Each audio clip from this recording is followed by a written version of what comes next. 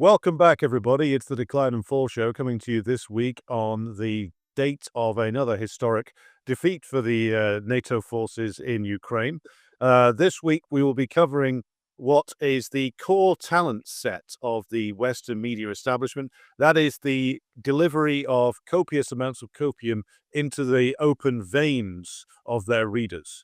We will be hearing about why losing Pokrovsk and why losing almost 10,000 men doesn't matter, why it's only a prelude towards victory, why the stealing of Russian assets is a very good idea, why Europe nearly bankrupting itself in the process of pursuing an endless war in Ukraine is also a good idea.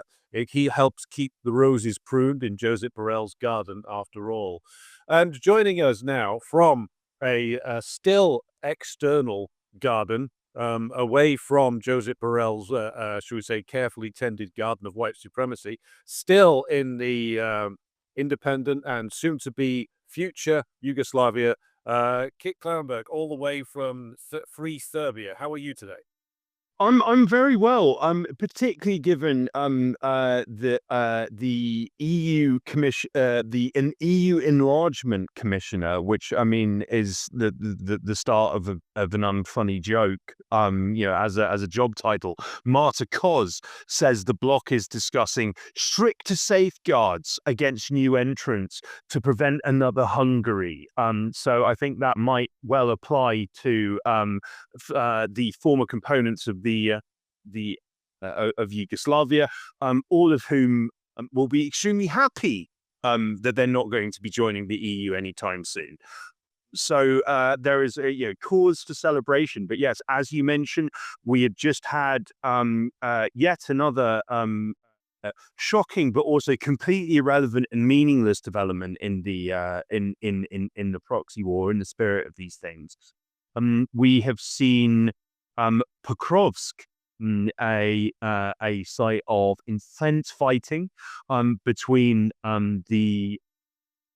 between Russian and Ukrainian forces for many months. And during that period, we have seen Pokrovsk evolve or devolve, depending on your perspective, from a fortress, an impenetrable Ukrainian fortress that cannot and will not fall, to a complete irrelevance that Russia lost hundreds of millions of people trying to secure for no reason. And as we see on the screen now, Bloomberg is forever a source of fascinating insight.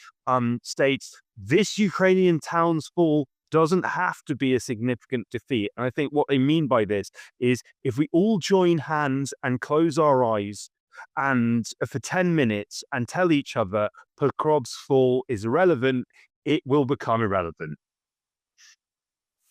Well, as a great man once said, I wake up in the morning, fold my hands, and pray for rain. Got a head full of ideas that are driving me insane.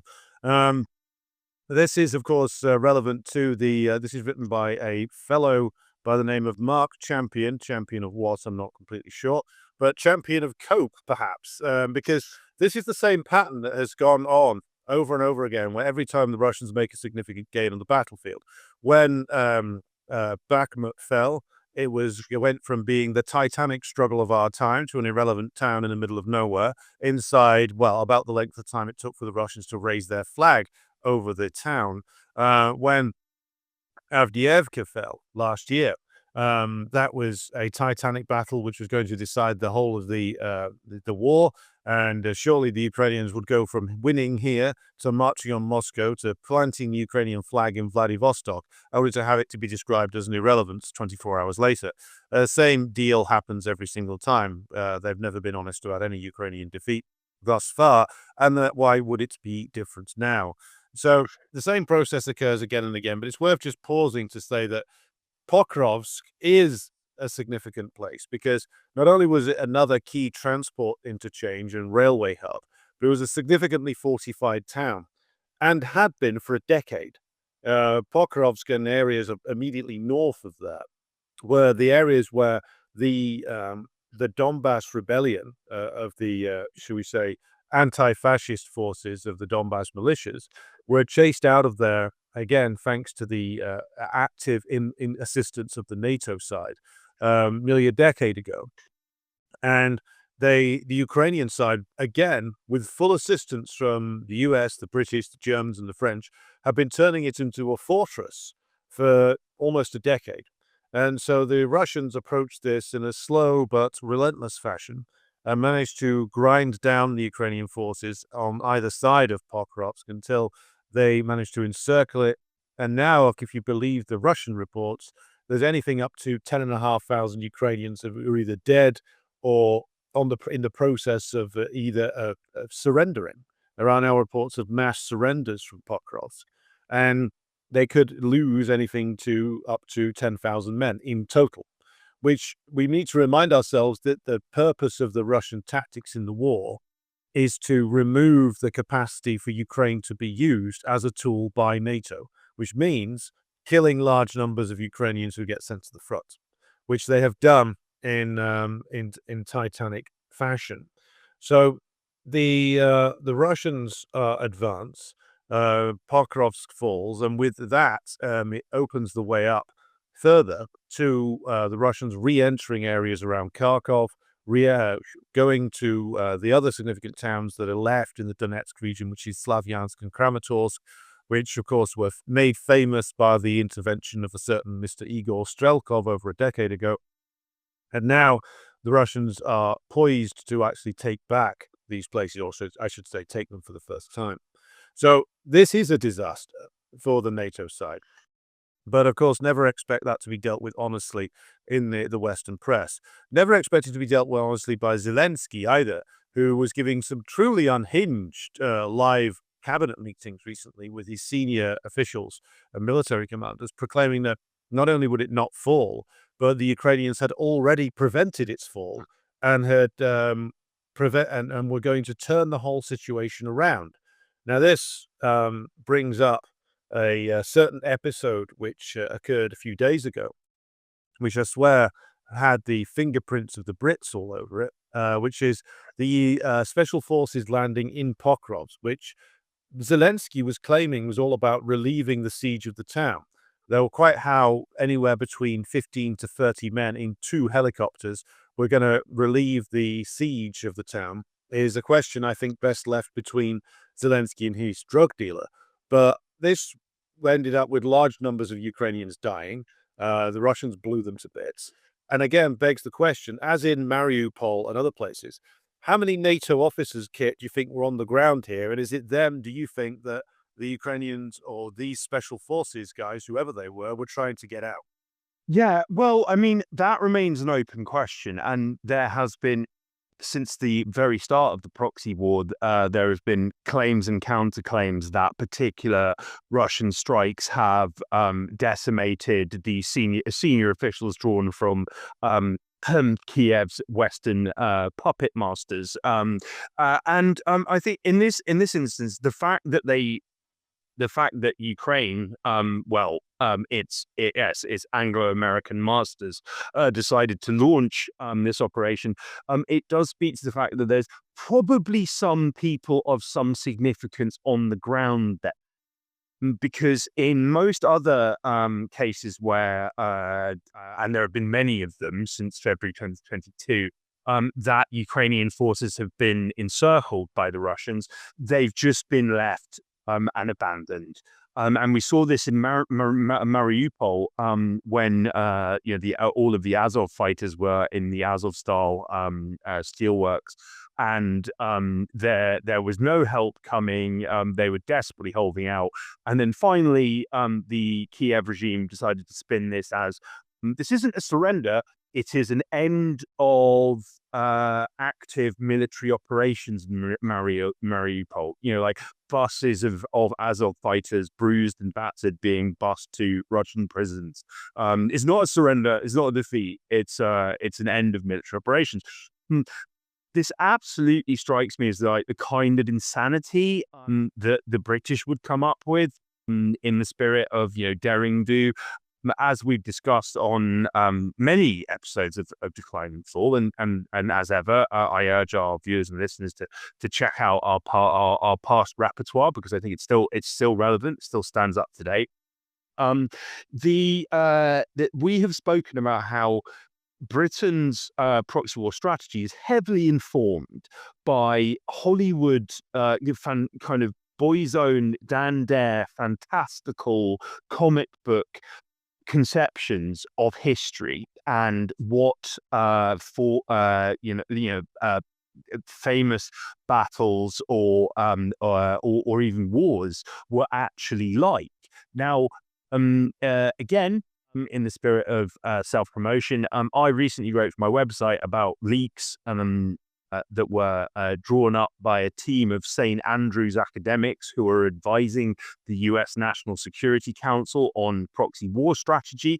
They had a specific plan to train Ukrainian snipers on US soil. And a key inspiration for this was the 1984 film Red Dawn. In this movie, and you are forgiven if you haven't seen it, a bunch of teenagers, I shit you not, a bunch of teenagers in the American Midwest fight off an invasion of the US by the Soviet Union.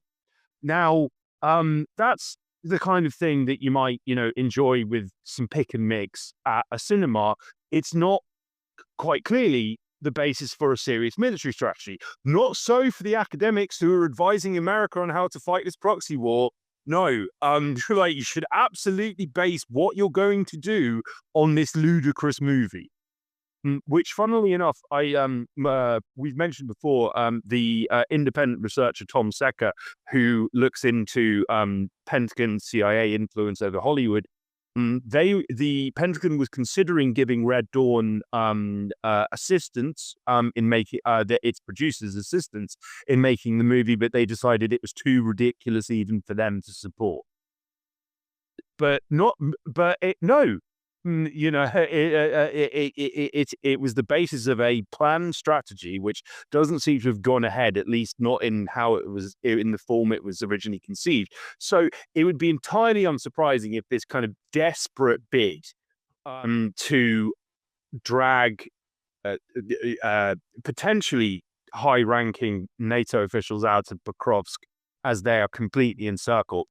They thought that they probably thought, well, screw it, and we're not going to be the ones doing the dying if it comes to it. I mean, I've seen various different maps of the situation in Pokrovsk.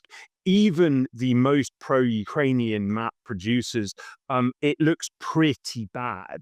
There is a vast swath of territory, all red because it's occupied by the Russians, with this tiny sliver of land in the mid, which is central Pokrovsk.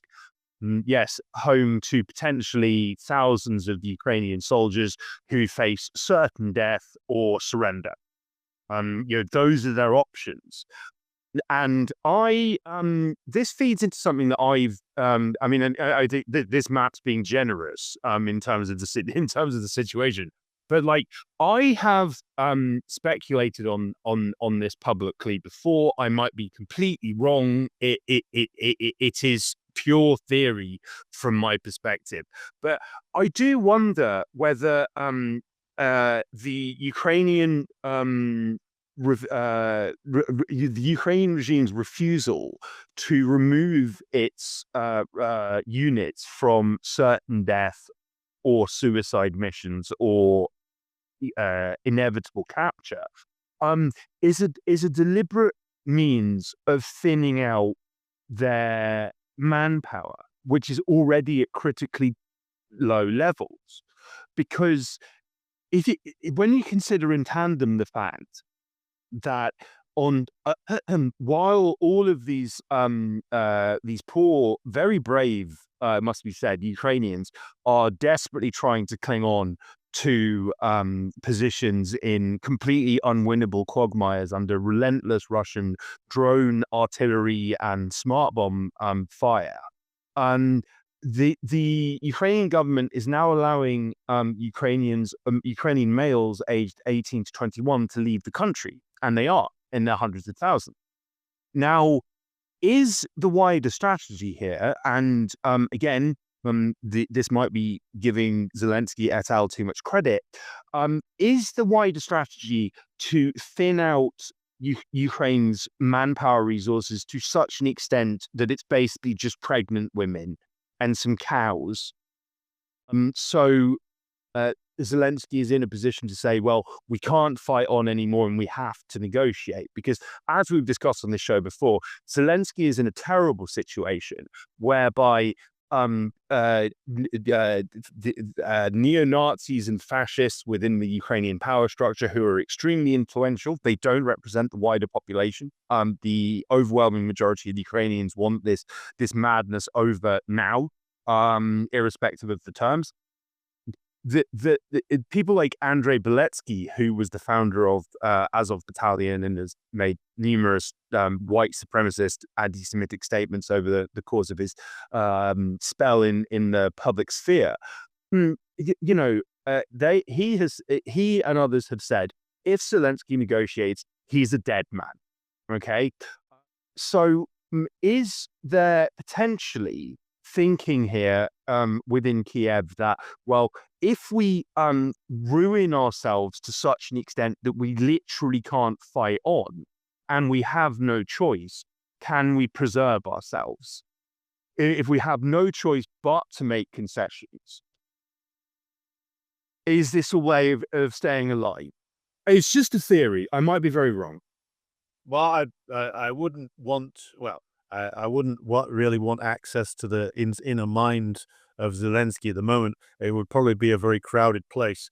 But it's conceivable, given the tortured nature of like the relationship between Zelensky, the fascist militiamen, but also like the question then has to then be asked, which is, well, who's running the show in reality? Because the military tactics for the Ukrainian side, at some level, these are decided upon by the NATO officers.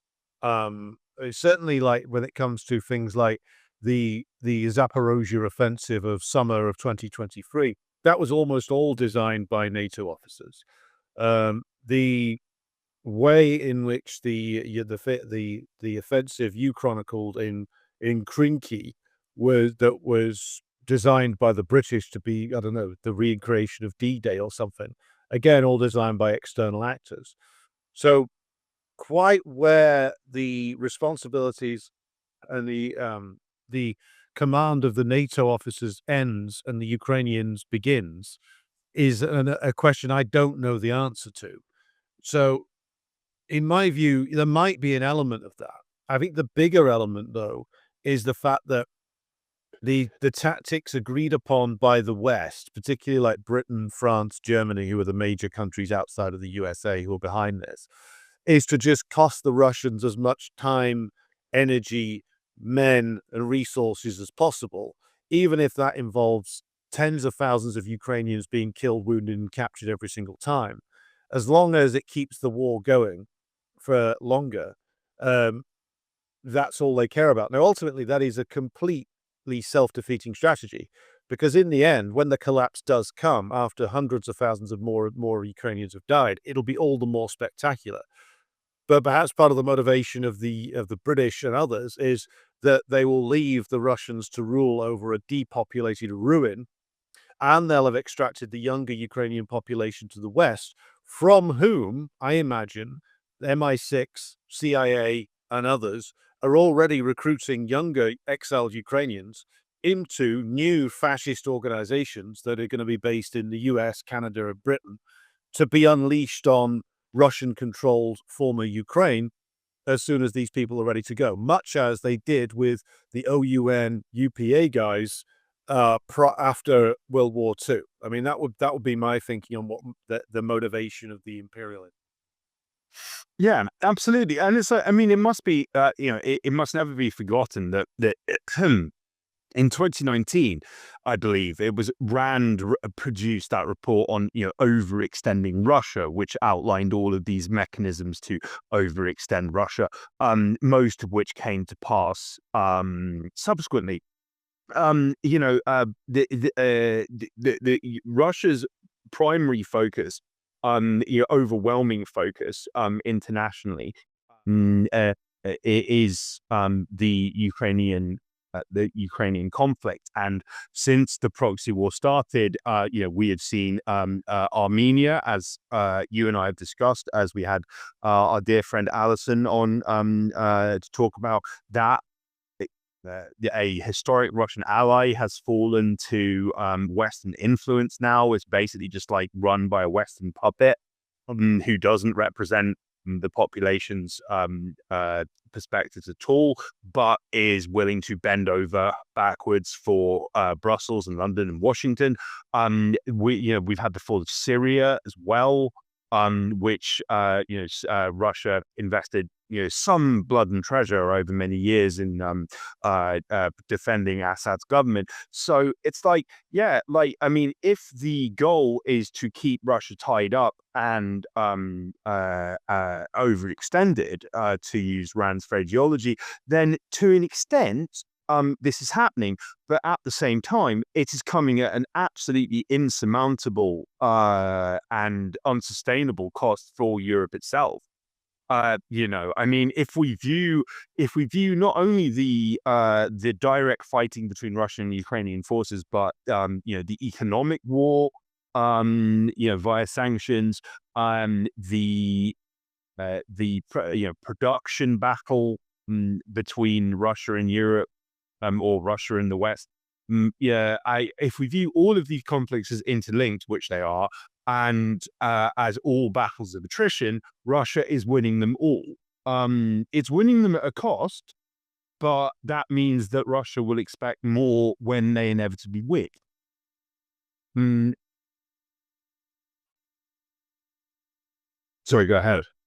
Oh yeah, well the pressure on the Russian government is also increased as time has gone on, given that there was a sizable number of people within the Russian political hierarchy wanted to get out of this as quickly as possible when it began 3 years ago. Time has gone on, and the relentlessness of the hostility from not just the US, but the entirety of, all of the major powerful countries in Europe, and of course Britain at the center of all of this, has marginalized the pro-ceasefire group in Moscow to the point where everybody now is almost admitting that that the matter will have to be settled on the battlefield, and that there's no chance of actually negotiating with the Trump administration over anything whatsoever.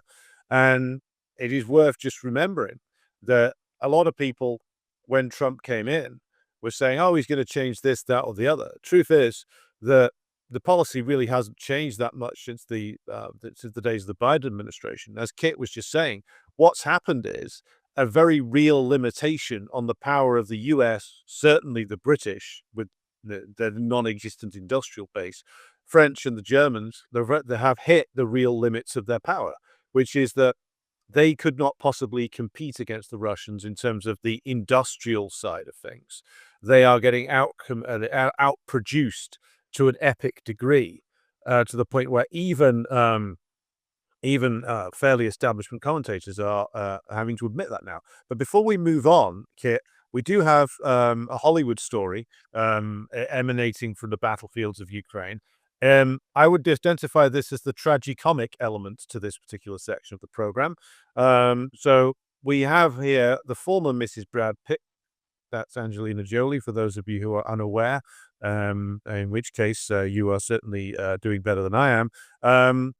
She went to Ukraine recently to see the heroic resistance of the Ukrainians. I mean, it's a shame that this didn't happen to Bono, to be honest. But during that, the recruiters, or should we say the Ukrainian press gangs, seized her driver and dragged him off to a recruitment center. And she had to go there basically to secure his release.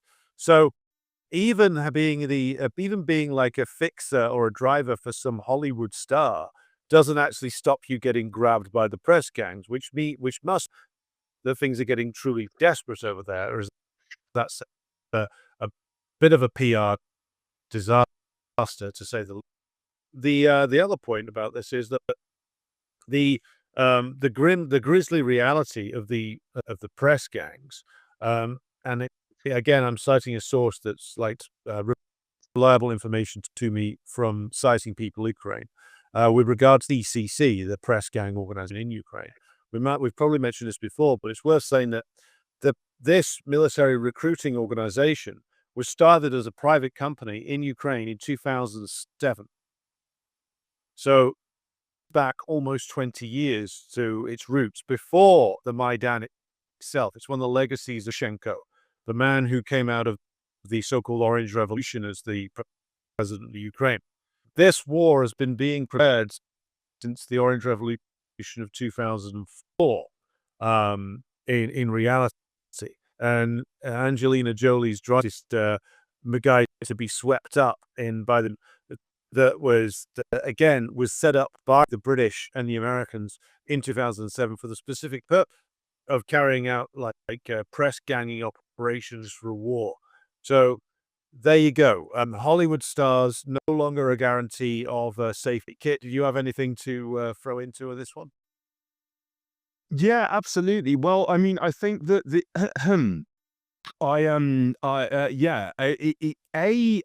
it would be hilarious if it wasn't so monumentally depressing. That even Angelina Jolie's personal driver is not safe from the goon squads patrolling Ukraine 24/7, desperately looking for any, not even able-bodied man. I've heard reports of people who have who have limbs missing from previous service getting scooped up, such as the desperation to fill Kiev's collapsing front lines. But on that side, that is a very interesting nugget of information. The recruitment company being set up in 2007, because what's often forgotten is that the 2004 Orange Revolution, which brought Yushchenko to power. Yushchenko was very pro-NATO. It's of course under his rule that in 2008 that the membership action plan for Ukraine with NATO is signed. One of his key advisors, his defense advisor, was an individual called Anatoly Historenko. Now, Historenko went on to become a very prominent figure within Maidan. This guy is like an ultra nationalist. Who was one of his closest advisors? Oh, our dear friend Chris Donnelly. Chris Donnelly being this veteran Ministry of Defense and NATO apparatchik. And immediately following the Maidan coup in March 2014, Donnelly writes a memo. It's not clear quite who to. I suspect it's probably the British Ministry of Defense and the Foreign Office, i.e. MI6. And he was talking about how he was privately advising Historenko on military measures in the wake of Maidan. And this included mining Sebastopol harbor, destroying Russian fighter jets parked in Crimea, and activating anti-satellite weapons against Russian satellites. I mean, this is stuff out of GoldenEye, except it would have triggered World War III if actually executed. So it's like, what we're seeing now. It didn't start in 2022. It didn't start in 2014. It dates back so far further. There are wings of the and I think that as I think we discussed on last broadcast, there was a British general who said there is no way that Ukraine can win this, and we are being completely, we are complete lunatics if we think otherwise. And it's like, yeah, that like the Anglo-American brain, kind of imperial brain trust, and that's been generous in terms of phraseology, and they are not a monolith. They're not homogenous in the way that they think. There are deranged anti-Russian hawks who have managed to, via conniving and various slippery tactics, gotten into a position of power now where they influence formal US and British government policy, but they are their views are not shared by other elements of the power structure. And I mean, I think, again, call it bloody-minded optimism. This is something that like gives me some hope that maybe, just maybe, there's some end in sight. That could be within, like 2 years. Rather than this just going on forever. I don't like to make predictions, and I think that there's a number of analysts who've, since the start of this, at 6 monthly intervals, predicted Kiev's imminent collapse within weeks, and we see where that's led us. But I do think there is something deeply symbolic about the fact that, yes, that Angelina Jolie flies to Ukraine. Her driver is seized by military recruiters, and then Jolie just goes on to have a photo shoot anyway with some Ukrainian children, some of whom she may have subsequently kidnapped. We don't know. That is good business. I mean, a Hollywood star comes to your poverty-stricken, war-torn nation. Usually some warlord is there to sell them some children. I'm only surprised that MI6 weren't there to purchase them as well. But the leading customer for that kind of action, Mr. Andrew Mountbatten Windsor, currently is not in the buyer's market anymore due to, shall we say, problems with the law and public relations matters. See previous episode with Andrew Lowney for all details of that, and see also that because, of course, unlike Times Radio and other establishment sources, we were there covering the story far before they were.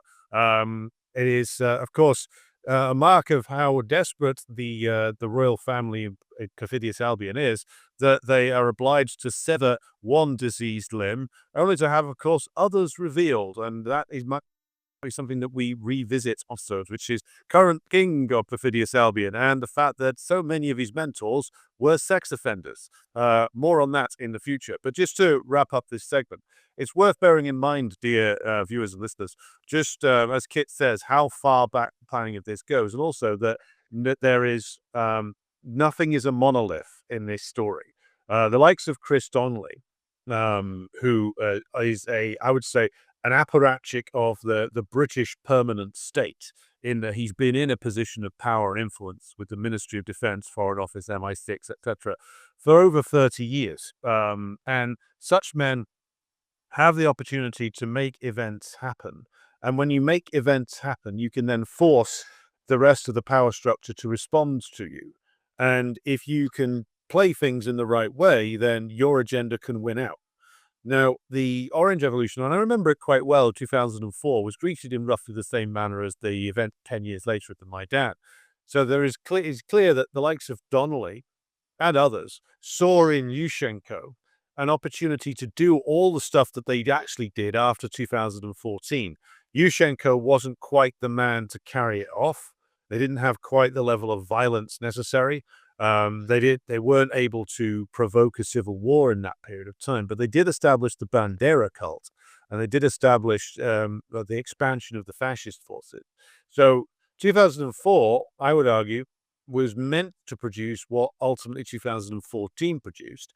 It also occurred at a time when the Russian state under Putin was far weaker than it was in either 2014 or 2022. And there were far more characters inside the Russian power structure of a nakedly comprador and treacherous nature who would have been able to carry off a potential color revolution in Russia in 2004, I would argue, because they had a greater social base to operate under, and the Russian state was far weaker. So if they'd have carried this off in 2004, maybe they would have got their chance to actually do away with the Putin system. But fortunately for everybody who is of sane mind, they were unable to do so. Did you want to come back on that, or should we move on? Well, yeah, I mean, I just might add as well that, like, I think that, I mean, again, in the terms of in terms of shameless plugs, I've just written about a rather forgotten, but very instructive color revolution in Kyrgyzstan in 2005, which I think actually provides a clearer blueprint for the Maidan quote unquote revolution than the Orange Revolution in 2004 does, in terms of the use of brutal violence and media suppression of that. And focus on the official response to that violence as establishment crackdowns on peaceful protesters in order to engender public sympathy for the removal of a democratically elected and actually quite pro-Western leader. The parallels between Kyrgyzstan 2005 and Ukraine 2014 are much clearer than prior color revolutions. But I might add as well that I think that the nonetheless that the 2004 Orange Revolution is worthy of greater scrutiny, because, as we've discussed, it was intended to create what Maidan has now created, except there was a massive pushback, not just by the south and east of Ukraine against what the Western puppet Yushchenko was doing, but wider Ukrainian society as well, because he was enacting very unpopular privatization. He was pushing for NATO membership. He was trying to integrate with the West in every conceivable way. This actually damaged sympathy or support for those positions across barring maybe like Western Ukraine, like Lviv and Galicia. It actually damaged support for those positions across Ukrainian society. And Yushchenko was voted out in 2010 with 5% of the total votes, which shows how popular he is. So it was, I think, that given his failure, there was probably a decision made by people like Chris Donnelly and others. Well, we need to go like kind of DEFCON 5 on this, and really, using brute force, remove the government and install a pliable fascist regime which will do our bidding and hopefully trigger the same in Russia. But on the subject of Western fantasies, there have been a couple of recent media reports that have really caught my eye, or our collective eyes at Decline and Fall, related to the failure of Western Wunderwaffe in the Ukraine proxy war. Now, one of these reports is from The Economist, and if The Economist is publishing something like this, that things are bad. But there is this interesting piece. It's titled "Western Drones Are Underwhelming on the Ukrainian Battlefield," and the subtitle is "Most are too expensive and irrelevant to the kind of war Russia is waging." Okay. I won't go into the full details. I suggest that you just read this yourself. But as we have discussed passing on Decline and Fall, the drones have changed the nature of modern warfare to an extent which Western powers still haven't really caught up with, like in any meaningful way. Like, they're aware that that drones have evolved, and they have they completely tilted the nature of modern warfare in terms of intelligence, in terms of strikes, in every conceivable regard. But that's not filtering down into production. So the West is still producing all of these very expensive and highly sophisticated UAVs, unmanned aerial vehicles, and using major tech firms, including Google, to produce them, and they're completely useless. They're completely useless. There is, the Economist rounds out by saying by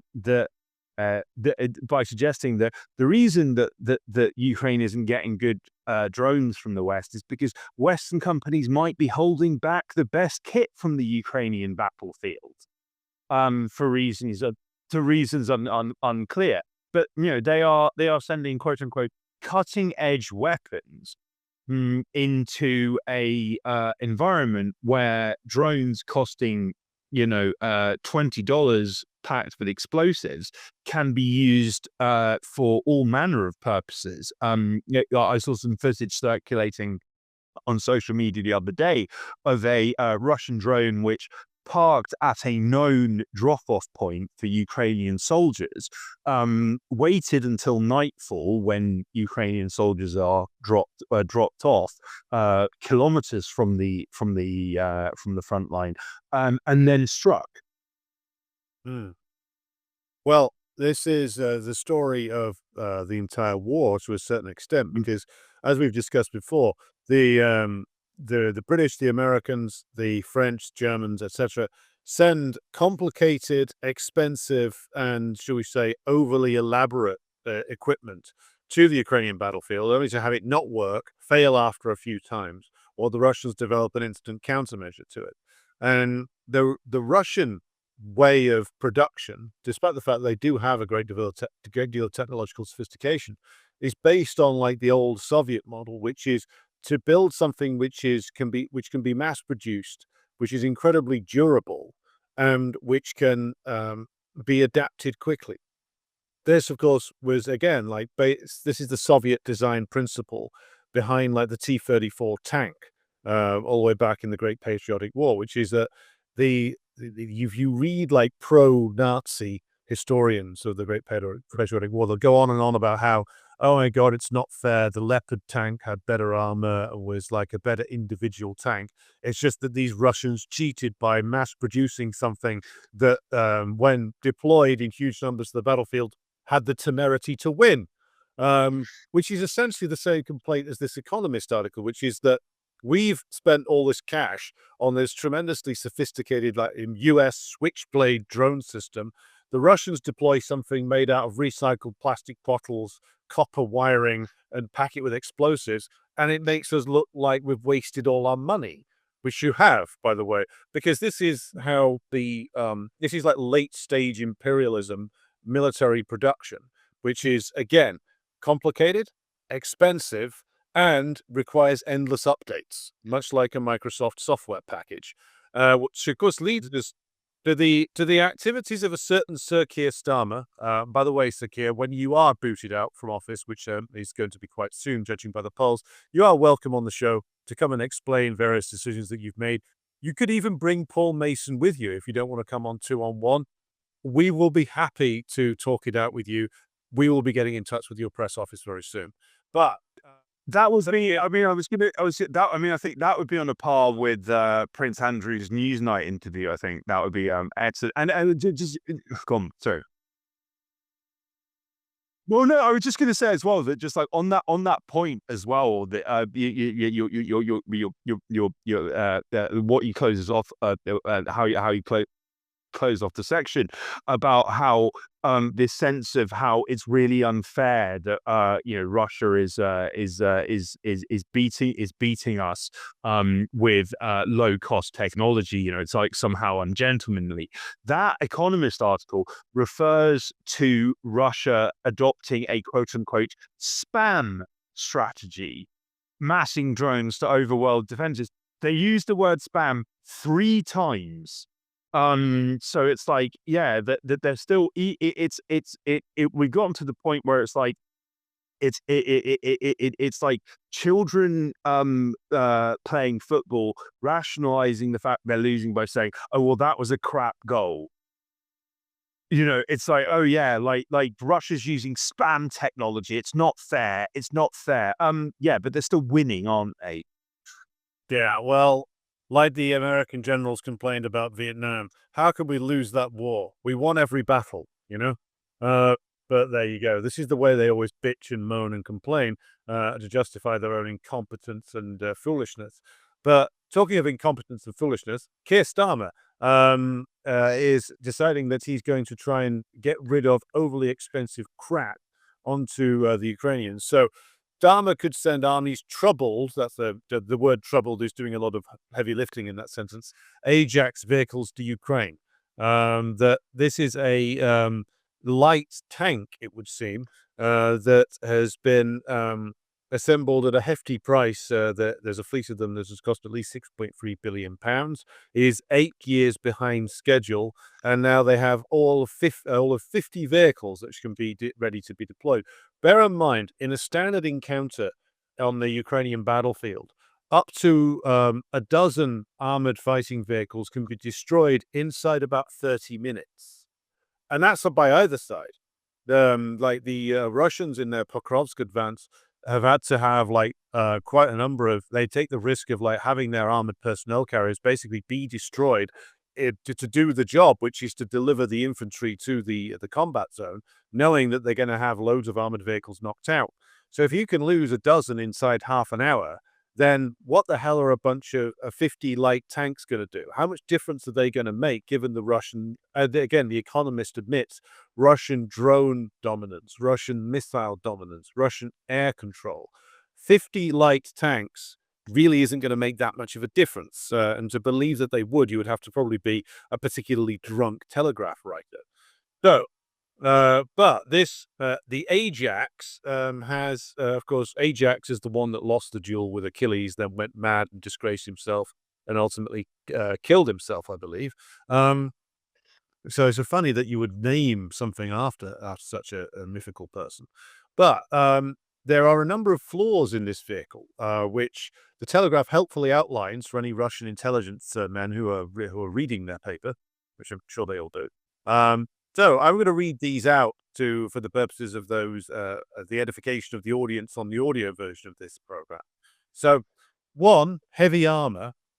Among 1,200 additional requirements added by the MOD. So that's 1,200 suggestions as to how they were going to improve this vehicle. Bear in mind, this isn't even that big. Requirements added by the Ministry of Defense that cumulatively cause noise and shaking so violent it injures personnel. So the armor makes so much noise and shakes so much that it could injure the men within the tank. The weight is 42 tons, but a standard light tank could, of course, weigh far less. The crew, the free personnel limited to 1.5 hours maximum in the vehicle due to health concerns. Must wear noise-protecting equipment at all times. So basically, you could only spend 1.5 hours in that vehicle. Other than if you spend any more time than that in it, you run the risk of going deaf. And you need to wear ear defenders at all times, which means you can't hear the other men in the tank. Or drones, or drones hovering above you. It's sneaking up on you with us filled with oil, the engine grease around it, which they're going to slap onto the side of your tank. So, fun stuff. 40mm automatic cannon, heavier MOD requirement to upgrade firepower. Vibration means it can't be fired when the vehicle is moving. So if you watch again, watch the footage coming from Ukraine of the old, supposedly obsolete Soviet-era tanks, the Russian and Ukrainians have both used T-65, as the name indicates, comes from the end of the sea. T-72s, at least 30 years old now. I think the design is older. All upgrade. The Russians have even upgraded T-55 from the 50s, which have been kept in storage in some vast hangar somewhere, upgraded the gun, and they use them as movable artillery, basically. But if you watch the old Soviet tanks, they can drive and fire at the same time. This thing, which costs at least £6 billion, the program, can't move and fire at the same time. So you need to stop, position yourself, presumably put on fresh ear defenders, and stop the vibrating of the heavy armor from seriously injuring you. Hope that no Russian drones hit you, fire the cannon, and then move on again. So, top speed 45 miles per hour, limited to 20 miles per hour because the vehicle's instability renders it unsafe. So, you have to go about as quickly as a fucking milk float. Mobility. A design flaw means the vehicle is unable to reverse over obstacles more than 20 centimeters high. So, well done, Ministry of Defense. You have truly created the greatest vehicle in military history that can be defeated by something about this size, just being in its way. That's like you just throw a milk bottle down and that'd do it. Yeah, well, I think that it's even worse than you're making it sound, Alex. And I mean, which is saying something. And it's like there's this amazing and this is bearing in mind that this is the Telegraph, which is the most, and this is a high bar, the most doggedly pro-Ukraine, pro-proxy war outlet in Britain, by some margin. It acknowledges that the Ajax, aptly named, as you note, has been plagued by a litany of problems, with vehicles proving to be so loud they caused hearing damage to soldiers testing them. About 310 soldiers needed to have hearing assessments, with 17 involved in the trials, reportedly now undergoing treatment for hearing loss. The fleet of 589 vehicles will be completed by 2030, and it is intended to be the quote unquote backbone of the British Army's future armored and deep reconnaissance strike brigades for the next 30 years. So this completely useless vehicle, which has been rendered utterly irrelevant by the innovation of drones, is what Britain has signed up to for as a core component of its defense until 2055. And it's just like, and it's just, and it's, we've discussed this before, but I would urge readers to, I've written about this, but check out the report itself. Is that I think it was I think it was mid 2024, the House of Lords Defense Committee published this very interesting report that was called Ukraine, a Wake-Up Call, which spelled out in pretty forensic detail all of the ways that Britain was completely screwed if it ended up in a direct conflict with Russia. It made the point that drones have revolutionized warfare in ways that Britain has not innovated or kept up with in any way whatsoever. It has demonstrated the importance of electronic warfare, which Britain is nowhere on. It depends entirely on the US for electronic warfare capabilities, which are inadequate and inferior to Russia's own. Russia routinely innovates in this field in order to, as you say, offset or kind of just completely blunt the effectiveness of particular weapon systems. And it lays out all of these issues which Britain would encounter if it ended up at war with Russia, which certain elements of the power structure seem determined to push ahead with, despite the fact it would be a suicide mission. And then the report itself, it concludes by offering a grand total of 0 proposals for correcting these very serious issues. And it consulted all sorts of senior military apparatchiks, current and former, think tank idiots, blah, blah. And their only response was, well, let's throw more money at defense. And it's like, and I've made this point on I think on previous broadcasts, but it bears repeating that, like, when Europe when there was that flurry, I think it was over the summer, of front page stories in the media about how Britain needs to get serious about rearming and reinvesting in its defence, and Europe does as well. There was the share prices of European defence contractors, they surged, and we had a kind of bizarre Enron style situation, except the executives of these companies were actually being honest, rather than, with Enron, the executives were lying, saying we could do X, Y, and Z when they couldn't, and their share price was based on hypothetical future value if they managed to do these things which they claimed they could do, which they couldn't. You had the bizarre spectacle of the chief executives of major European defense firms saying we're overvalued because, well, yeah, there's this expectation that we're going to deliver all these weapons. It's going to take us years, if at all, to actually do anything. So this burst of exuberance about our potential value is based on nothing. It's based purely on hype and the hope that we might be able to do something. Well, talking of hype, I think we should turn for the final part of this segment to one of Britain's number one hype men, which is, of course, Tobias Ellwood. Yes. Frequent guest on the show, and again, a man who is welcome to join us, and who again can bring Paul Mason with him if he so chooses, or Colonel Kemp, another favourite. By the way, look out for Media Twat, a coming series by Decline and Fall, which will be overstuffed with British media twats who can be analysed to death. Tobias Ellwood, a man not known for his firm grip on reality, has been talking up the prospects of war again recently, and I think it's only apt if we bring you his words. Sort this out, so you can hear the words of the great man himself. He is, of course, known as a philosopher king, in his own way. So let's just okay.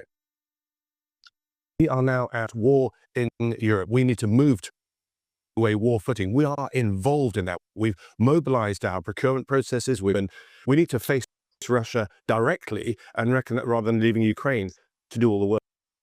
Well, I hope you all caught that, good ladies and gentlemen, viewers. Mr. Ellwood thinks the time has come for a direct confrontation. Now, I believe he's a former army officer, Tobias Ellwood, and intelligence assets. But of course, it is telling that those who, of course, were in much more senior ranks than him, such as Field Marshal the Lord Richards and others, have confessed quite openly that Britain wouldn't stand a fucking rat in hell's chance of going up against the Russians. So quite what level of delusion and narcotics Tobias Ellwood is on is an interesting question, or what masters he actually serves. Because to believe that Britain has mobilized its procurement processes, what does that mean?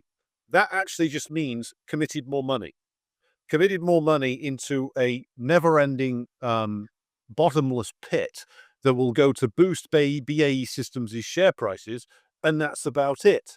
So if he believes what he's saying, he's insane. If he doesn't, then he's a cynical bastard who should be chased off the airwaves. But Kit, what do you think? Tobias Ellwood, fool or knave or both? Well, I mean, Tobias Ellwood is part of 77th Brigade, which is, of course, the British Army Psychological Warfare Division. He was rather embarrassingly removed from Parliament's Defence Committee in July 2023 because he travelled to Afghanistan and made this splashy video about how Kabul was flourishing under the Taliban, and we need to it's better to be on good terms with them rather than at odds with them. And he was there was he was removed from his position, and has been rather on the sidelines ever since. But I mean, Ellwood is an influential thinker. As far back as the late 2000s, this is more than 15 years ago now. He was talking about his desire to merge civilian and military life, from schools upwards. And that is something that Britain has been moving in the direction of, to, mass public apathy, if not opposition. So, I mean, the fact that he's saying this, yes, he's a nutter. Yes, he's someone who has a habit of making pronouncements that are not taken seriously or lead to nothing.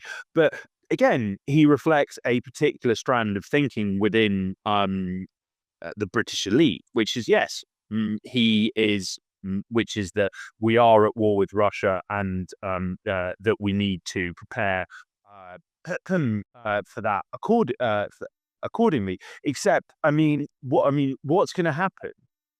Like, I mean, how is this going to be achieved? And I think that if you asked Elwood himself, beyond maybe, I don't know, instituting airsoft clubs for secondary schoolers, I don't really think that he would have any answers. I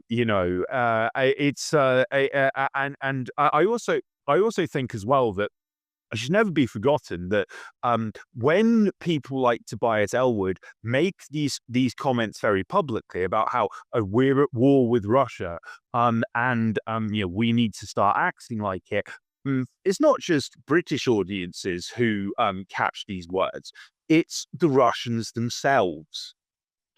And that they're going to start preparing accordingly, even if Britain doesn't have the will or the means to do so. The Russians see that, quite plainly, as a declaration of war against them.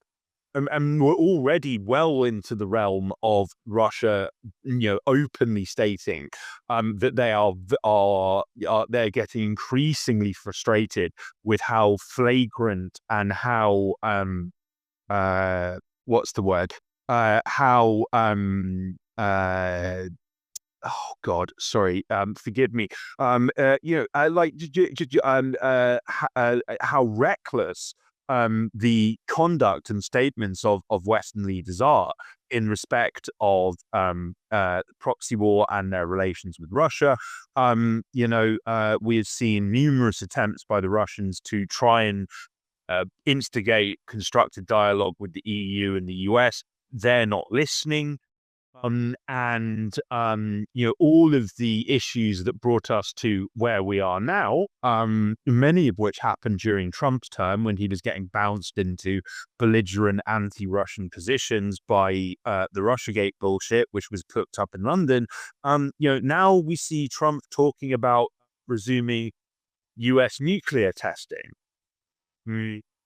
Direct nuclear weapons testing, not nuclear drills, but actually testing nuclear weapons. I mean, I'm not quite sure where. Maybe somewhere in the desert, or maybe some far-flung island nation might get the dubious distinction of being a testing ground to this. But again, I mean, how is this going to go down in Moscow? The answer is not very well. Yes. Well, this, of course, covered by Reuters and other outlets last week. Trump, sort of in his usual bizarre rambling style, announced that they were going to resume testing U.S. nuclear weapons. Now, the Kremlin, their Russian leadership, held a Security Council meeting 2 days ago, the beginning of which was actually put onto Russian television live.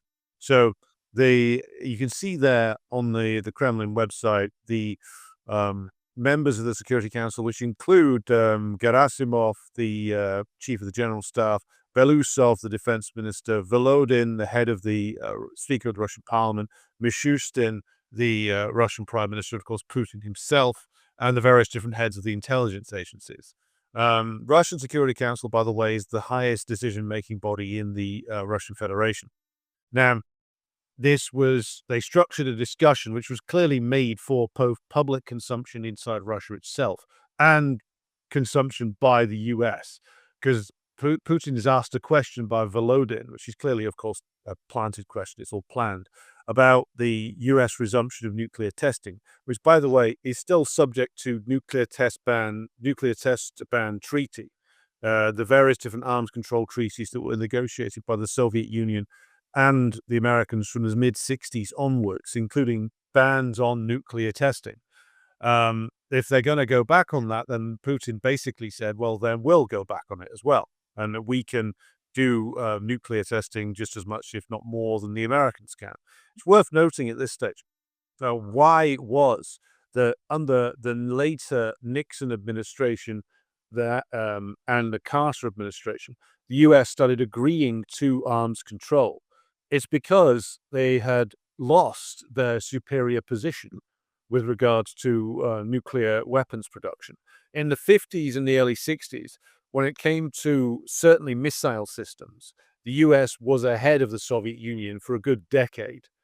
From the middle 60s onwards, and again, not something I'd usually do, but to give a certain degree of credit to the Brezhnev period, not something I'm fond of saying, but you have to admit that their production plan to overhaul the US on nuclear weapons technology was successful.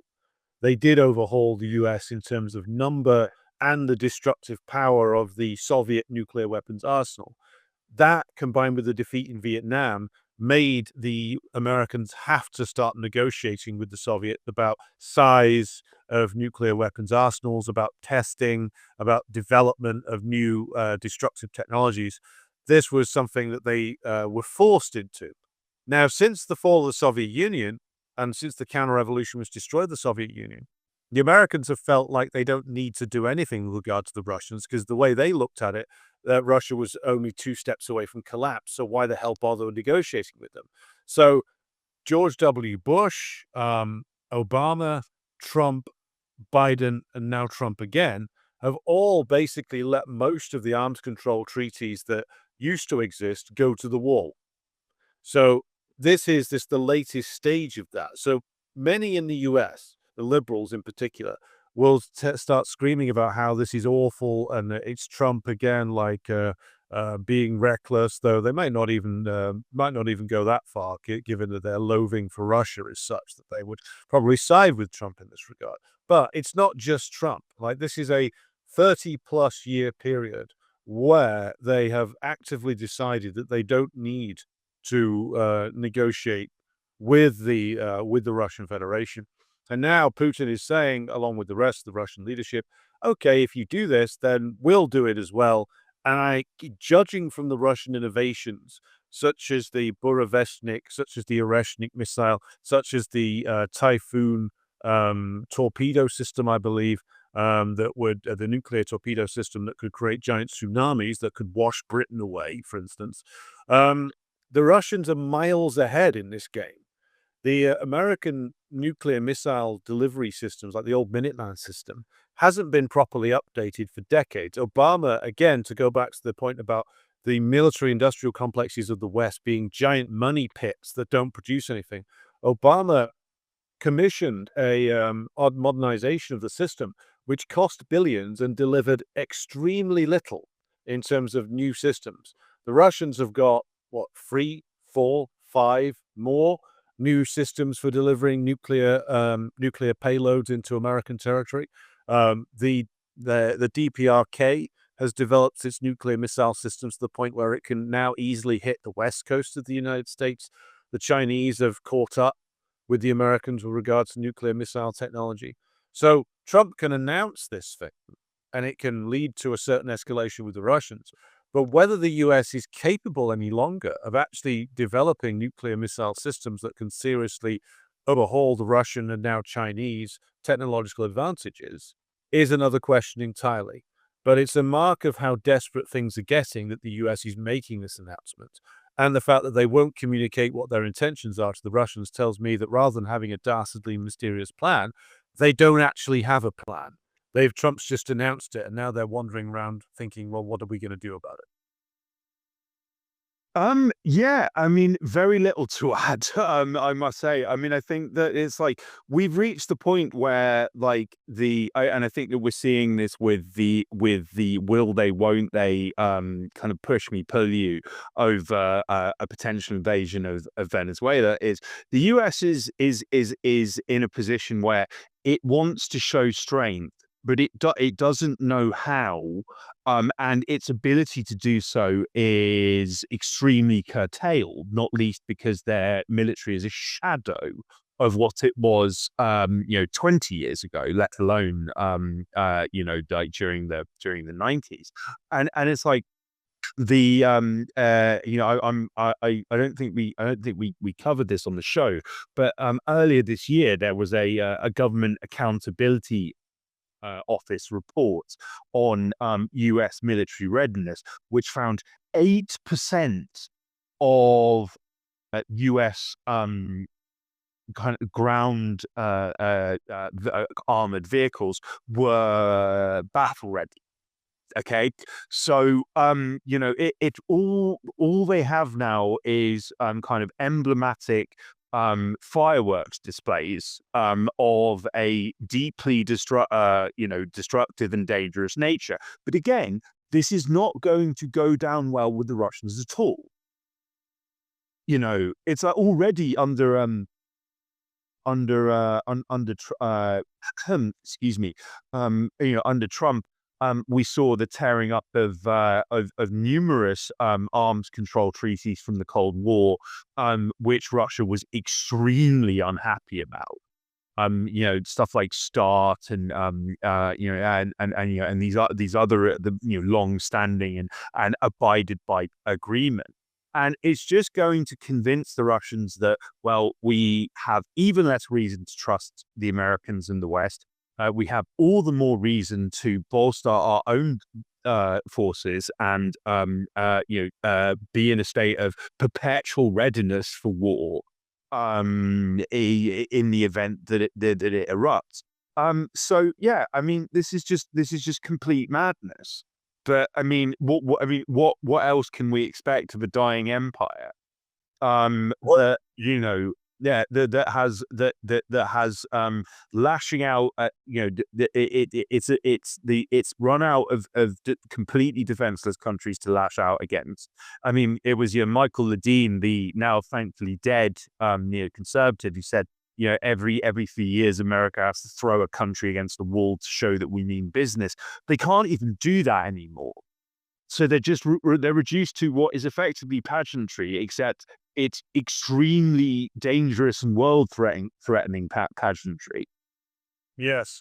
And as always with Trump, bear in mind that I don't think he knows fully that he's not on a reality TV show. So I think that the thing with him, and maybe with all American presidents, is they think that by announcing something that makes it so. Whereas in reality, the systems that they're trying to sort of put into play here have long since eroded to the point of being almost unable to be used. Now, talking of flailing, decaying empires, Kit, I think this brings us rather nicely to old perfidious Albion itself. Because if we're in a flailing, decaying, declining, falling imperial system, no one personifies that better than, of course, Sir Keir Starmer and his merry men. And no one personifies that more than the British government trying to exert itself in various places around the world. Recently, and again, we have covered this on previous episodes, the British government has been making moves in Syria to try and, of course, control the HTS regime that has been imposed there. See our very interesting discussion with the Kevor Kalmasian that was out earlier this week for more details about what actually has gone on in Syria and what the al-Sharaa al-Jalani regime is actually doing there. But Britain has now removed, the British government has now removed HTS from its list of terrorist organizations because it's rather rude to have a man who's your employee on a list of terrorist organizations. So that's gone through. And also this puts several wheels in motion, doesn't it, Kit, that the British are looking to exploit vis-a-vis the position of Syria.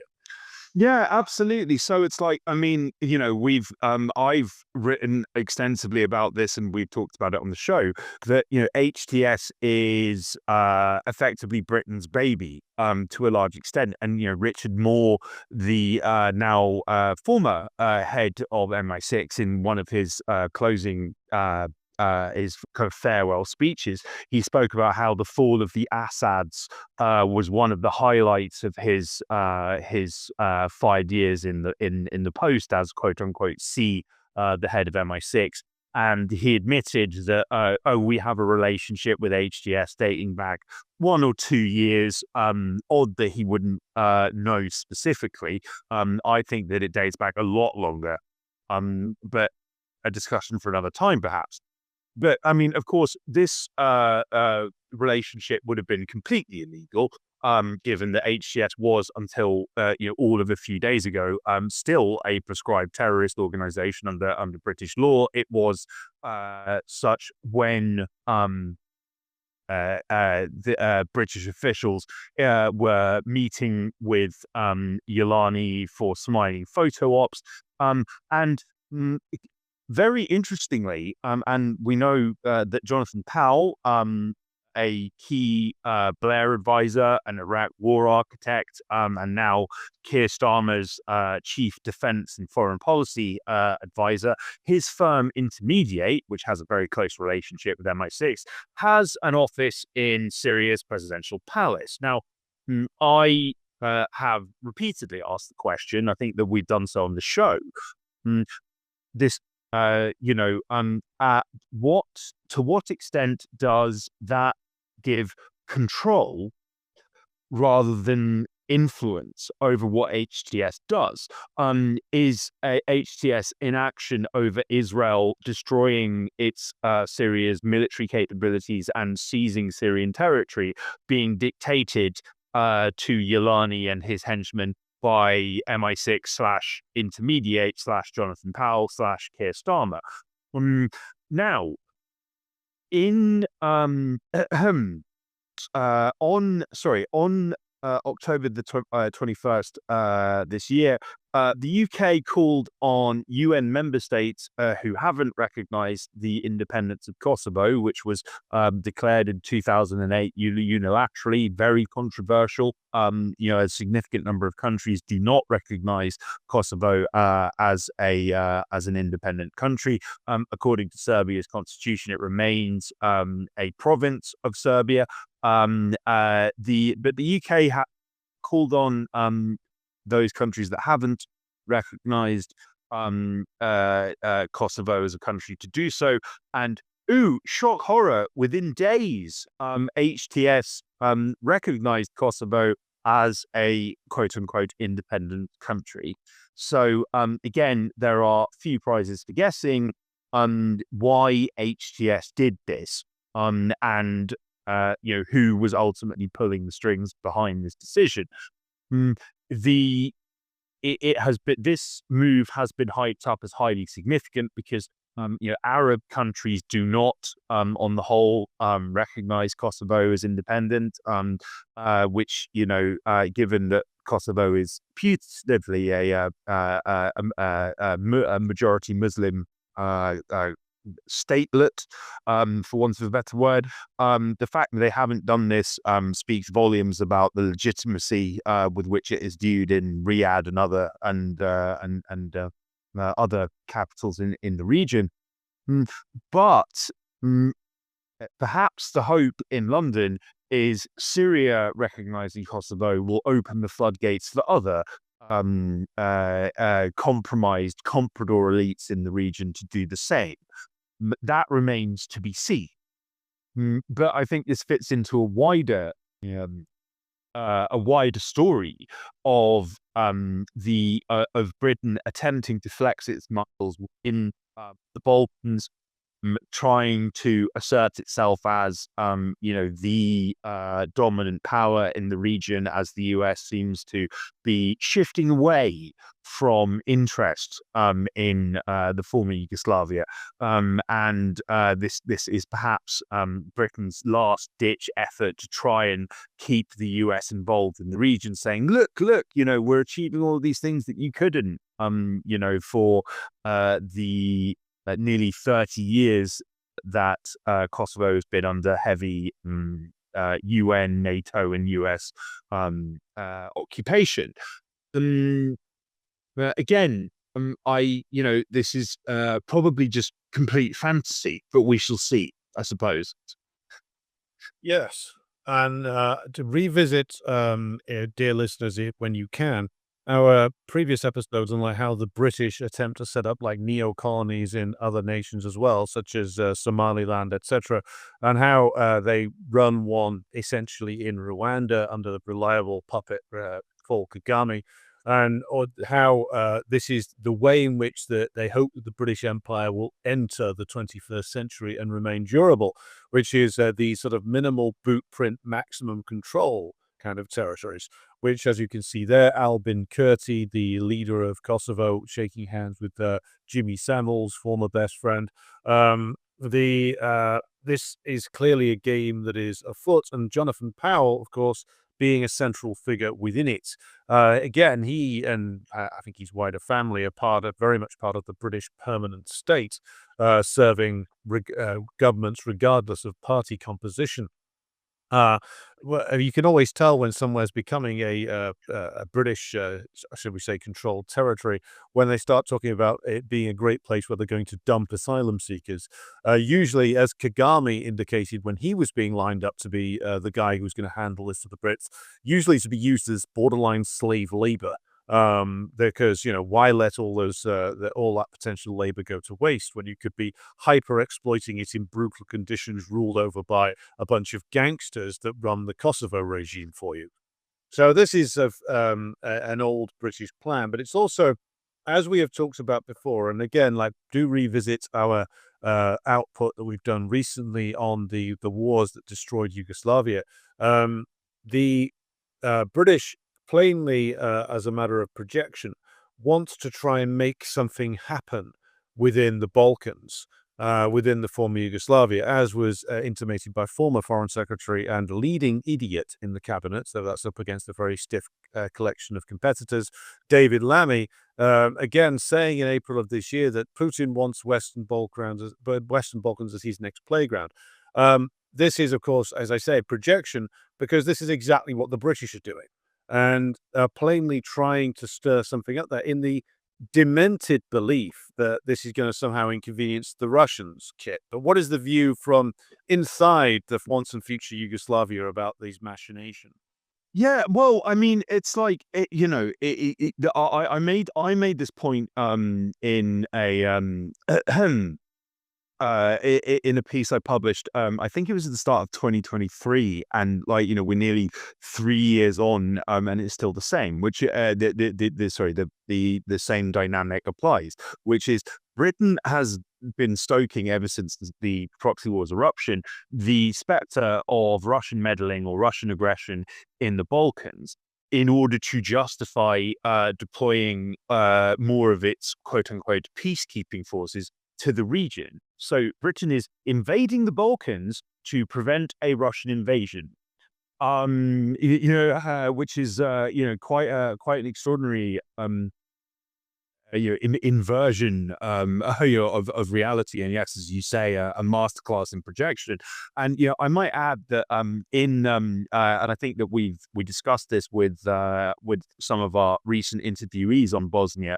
I would urge our viewers to check out those chats, such as with Harry Blaine about the Dayton agreements. We're coming up to the 30th anniversary of those rather contentious accords that ended the war in Bosnia.